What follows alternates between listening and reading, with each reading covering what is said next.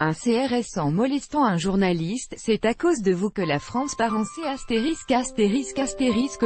Le blocage du périphérique de Paris le 5 novembre par plusieurs centaines d'ambulanciers qui dénonçaient leurs conditions de travail a été émaillé de plusieurs incidents.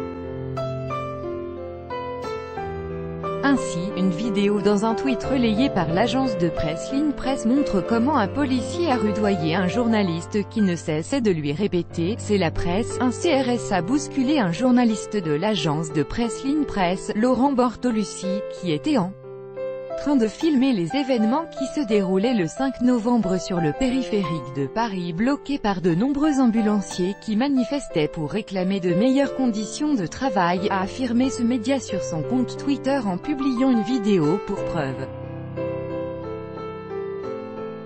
En dépit du fait que le journaliste répète au CRS quelle est sa profession et qu'il leur montre sa carte de presse, l'un d'eux le pousse visiblement suffisamment violemment pour le faire tomber, après quoi l'image se brouille et le journaliste déjà au sol continue de tourner.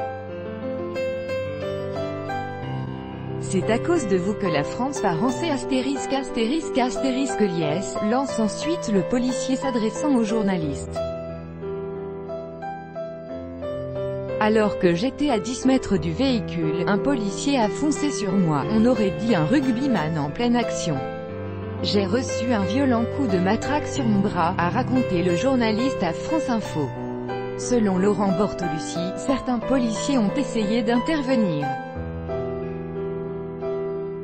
J'ai reçu le soutien de plusieurs d'entre eux, qui sont venus s'excuser du comportement de leurs collègues, et m'ont même encouragé à porter plainte, a-t-il souligné.